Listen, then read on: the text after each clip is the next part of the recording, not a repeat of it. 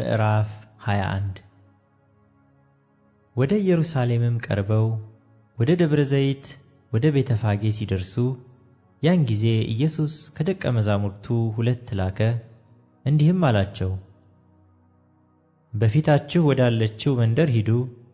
በዚያን ጊዜም የታሰረችን አህያ ውርንጫም ከእርሷ ጋር ታገኛላችሁ። ፈትታችሁ አምጡልኝ። ማንም አንዳች ቢላችሁ ለጌታ ያስፈልጉታል በሉ፣ ወዲያውም ይሰዳቸዋል። ለጽዮን ልጅ እነሆ ንጉሥሽ የዋህ ሆኖ በአህያ ላይና በአህያይቱ ግልገል በውርንጫይቱ ላይ ተቀምጦ ወደ አንቺ ይመጣል በሏት ተብሎ በነቢይ የተነገረው ይፈጸም ዘንድ ይህ ሆነ። ደቀ መዛሙርቱም ሄደው ኢየሱስ እንዳዘዛቸው አደረጉ። አህያይቱንና ውርንጭላዋንም አመጡለት፣ ልብሳቸውንም በእነርሱ ላይ ጫኑ፣ ተቀመጠባቸውም። ከሕዝቡም እጅግ ብዙዎች ልብሳቸውን በመንገድ ላይ አነጠፉ፣ ሌሎችም ከዛፍ ጫፍ ጫፉን እየቆረጡ በመንገድ ላይ ያነጥፉ ነበር። የሚቀድሙትም ሕዝብ የሚከተሉትም ሆሳዕና ለዳዊት ልጅ፣ በጌታ ስም የሚመጣ የተባረከ ነው፣ ሆሳዕና በአርያም እያሉ ይጮኹ ነበር። ወደ ኢየሩሳሌምም በገባ ጊዜ መላው ከተማ ይህ ማን ነው ብሎ ተናወጠ። ሕዝቡም ይህ ከገሊላ ናዝሬት የመጣ ነቢዩ ኢየሱስ ነው አሉ።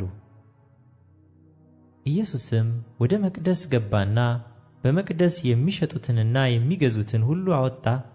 የገንዘብ ለዋጮችንም ገበታዎች፣ የርግብ ሻጮችንም ወንበሮች ገለበጠና ቤቴ የጸሎት ቤት ትባላለች ተብሎ ተጽፏል፣ እናንተ ግን የወንበዶች ዋሻ አደረጋችኋት አላቸው።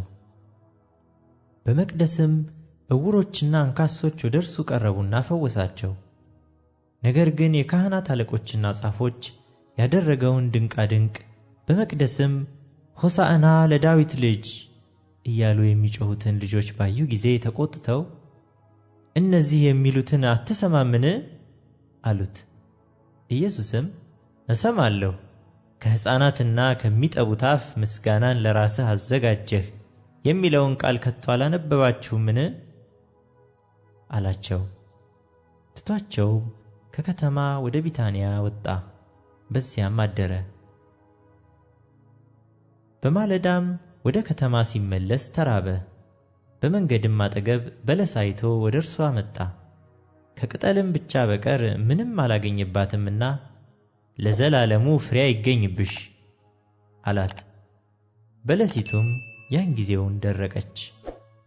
ደቀ መዛሙርቱም ይህን አይተው በለሲቱ ያን ጊዜውን እንዴት ደረቀች ብለው ተደነቁ።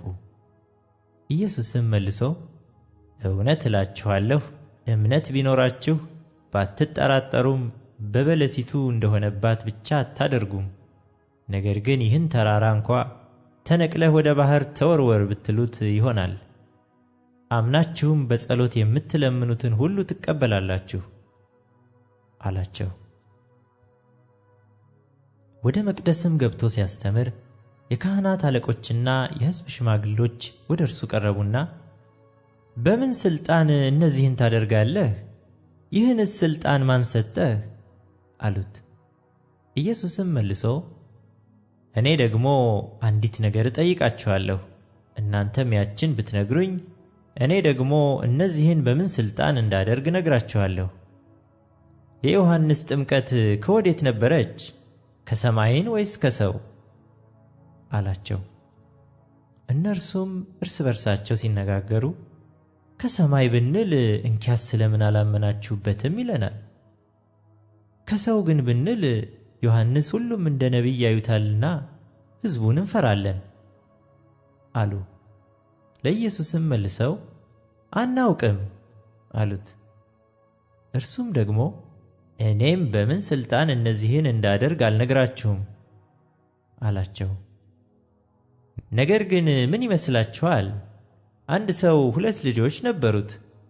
ወደ አንደኛው ቀርቦ ልጄ ሆይ ዛሬ ሂደህ በወይኔ አትክልት ሥራ አለው። እርሱም መልሶ አልወድም አለ። ኋላ ግን ተጸጸተና ሄደ። ወደ ሁለተኛውም ቀርቦ እንዲሁ አለው። እርሱም መልሶ እሺ ጌታዬ አለ። ነገር ግን አልሄደም።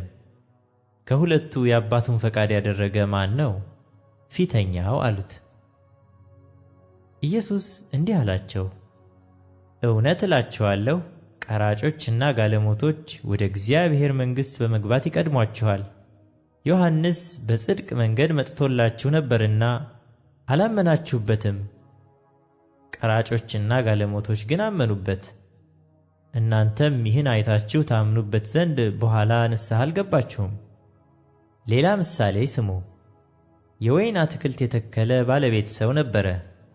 ቅጥርም ቀጠረለት፣ መጥመቂያም ማሰለት፣ ግንብንም ሠራና ለገበሬዎች አከራይቶ ወደ ሌላ አገር ሄደ።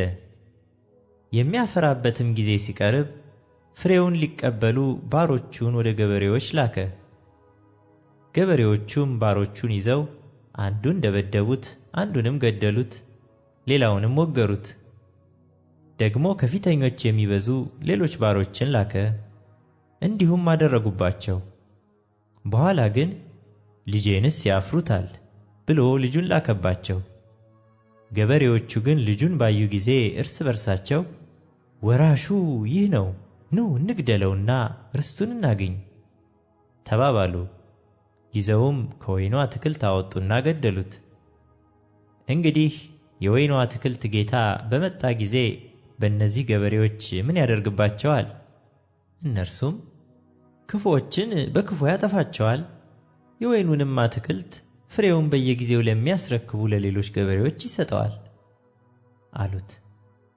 ኢየሱስ እንዲህ አላቸው፣ ግንበኞች የናቁት ድንጋይ እርሱ የማዕዘን ራስ ሆነ። ይህም ከጌታ ዘንድ ሆነ፣ ለዓይናችንም ድንቅ ነው የሚለውን ከቶ በመጽሐፍ አላነበባችሁምን? ስለዚህ እላችኋለሁ የእግዚአብሔር መንግሥት ከእናንተ ትወሰዳለች፣ ፍሬዋንም ለሚያደርግ ሕዝብ ትሰጣለች።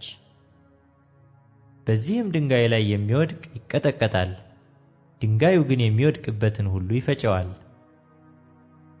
የካህናት አለቆችና ፈሪሳውያንም ምሳሌዎቹን ሰምተው ስለ እነርሱ እንደተናገረ አስተዋሉ። ሊይዙትም ሲፈልጉት ሳሉ ሕዝቡ እንደ ነቢይ ስላዩት ፈሯቸው።